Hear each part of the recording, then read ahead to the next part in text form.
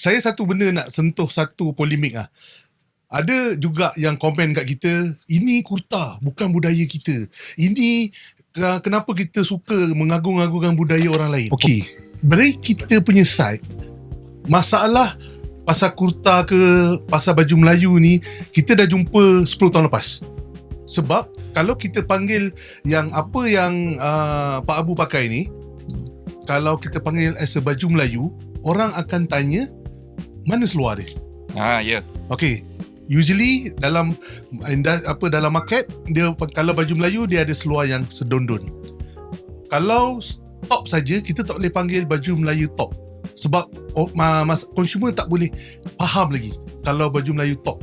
Dia macam tracksuit. Yes. Tracksuit tu satu suit. Kalau atas track top. Track top. Bawah track bottom. Track bottom. Itu orang tak faham. Betul. Okey, macam inilah. Saya potong lah, senang cerita.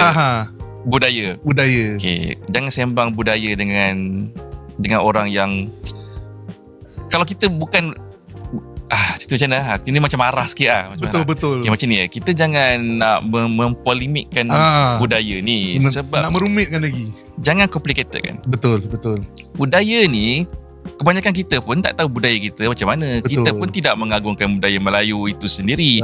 Korang kena kaji sejarah budaya Melayu tu macam mana. Betul. Zaman sekarang, kita budaya Melayu ni, kita kena mix and match. Betul. Selagi kamu ada jati diri Melayu dan kamu ada agama, berpegang pada agama, InsyaAllah budaya tu akan ada.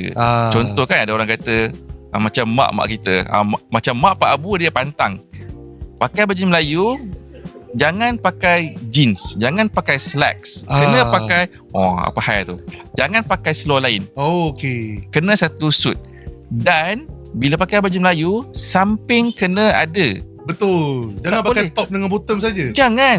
Kalau nanti nampak bogel, macam kau bawa kereta tak ada bumper. Betul. Tak lawa, tak komplit. Dan pakailah songkok. Pakailah songkok. Budaya itu kita kena terapkan daripada kecil. Macam Pak Abu memang suka pakai songkok, suka pakai baju Melayu. Tapi bila kita dah besar, dah zaman tu berubah. Jati diri masih ada, tetapi pemakaian tu kita ikut trend lah. Betul. Mungkin songkok tu boleh pakai dengan t-shirt, boleh pakai jeans. Jangan salahkan baju atau seluar atau benda yang kita pakai tu. Betul.